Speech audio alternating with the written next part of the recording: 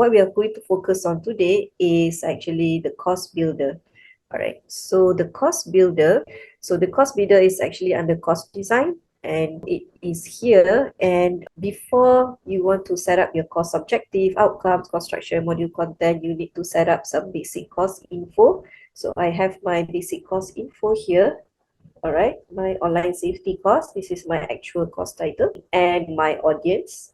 So I'm targeting the teenagers. It's actually 6 hours, 2 hours a week for 3 weeks, and the language that I chose is English, but I can also choose Bahasa, Arabic, and other language. All right, and the default tone, you can actually choose a default tone whether you want it to be more academic, authoritative, and so on. But because I'm targeting teenagers, I choose conversational, encouraging, imaginative, experiential, and also playful. So this is the default tone that I would like, and when I click on continue, I can key in further information, like if I want the course objective to include some specific content, or I can just click on generate course objective. Okay, so it will take the system a bit of time. However, if you already have your own course objective or your own course outcomes, you can still key in your own course outcomes. You do not need to use the AI assistant if you already have your own course objective or outcomes, course structure, and so on. All right, so this is the suggested objective. So anything that is generated, I can still edit. All right, I can also discard and ask the AI assistant to produce a new version of it. And every time it produces, it will be different. But if I'm happy with this version, I can just click on keep. Even after I have clicked on keep, I can still make changes to the course objective. If I'm happy with this, I can just click on save and go to the next step, which is producing the outcomes. Based on the information that we have set up earlier, the key basic course info and the objective, you can get the AI assistant to produce the learning outcomes for you. It will use the information that you have set up earlier, including the course objective. So that's why it's important to finalize your course objective, because it will use the course objective to produce the specific learning outcomes. And you can actually choose several taxonomies available here. All right, the one that I'm most familiar with is the Bloom's taxonomy.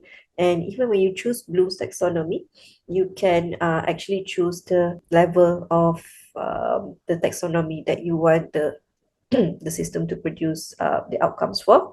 And if I were to choose different types of taxonomy, the prompts will be different based on the different types of taxonomies that I'm choosing.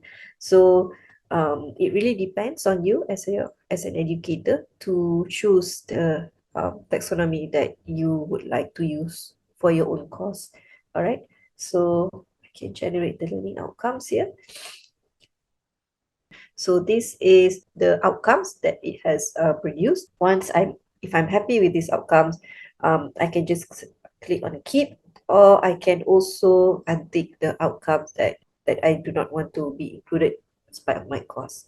Right, so for example, I only want these 3 outcomes. I click on keep here.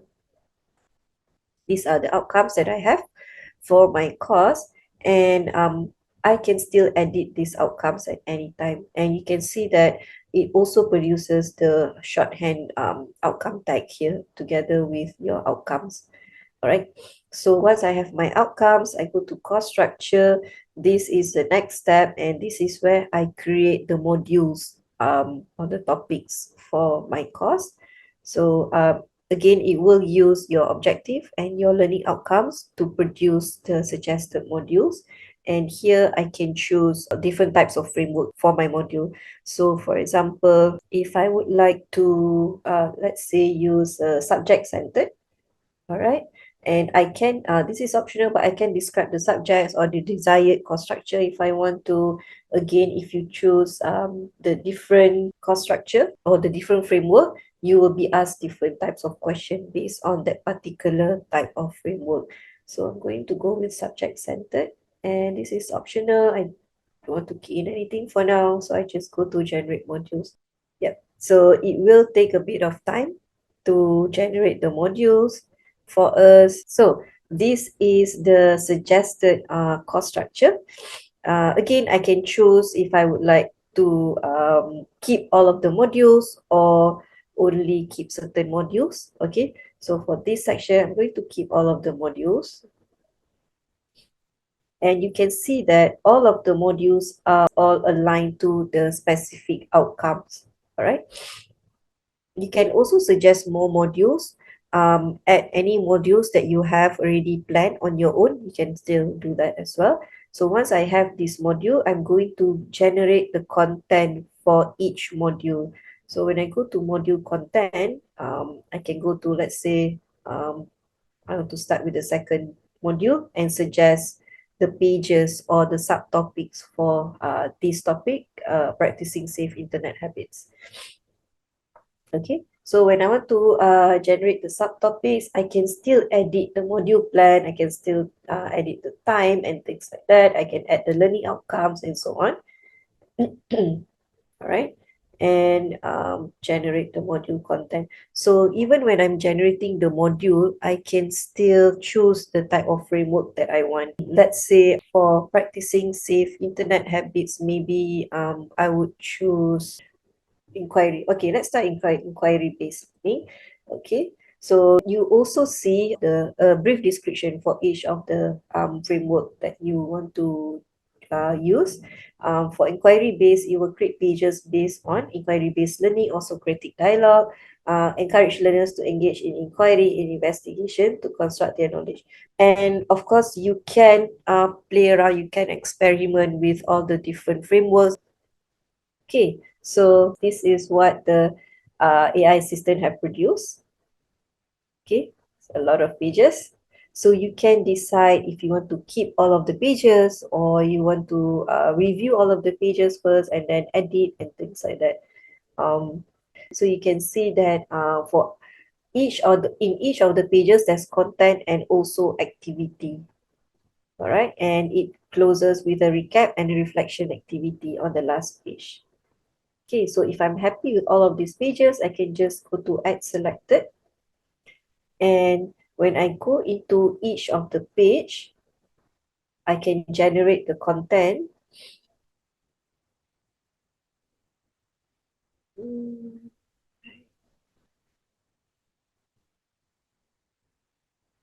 So let's see, this is the page that we were generating, and you can see that until you click on the keep button, you will be on this AI assist mode and you cannot edit the page until you choose to keep or discard the generated content.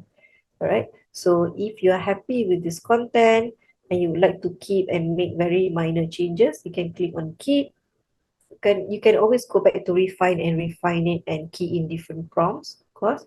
But once you click on keep, then only you'll be able to edit the content. Okay. So it has also created an activity to get the students to create a strong password. And imagine you're creating a new account for a popular online game without revealing the actual password. Can you share your strategy for creating a strong unique password in the text sharing below? So let's say you're registering for an online charity event and need to set up a secure account. So what would be your strategy? This is where the learners will share. And once they have shared, they will take a look at all of the sharing by their peers and spot any new techniques or ideas that they hadn't thought of. So once they have looked at all the different strategies, they get to learn from one another as well. And once they have done that, they sort of like summarize their thoughts and what they have learned, new things that they have learned, and share it here. So this is the level of online activities that the AI system can produce.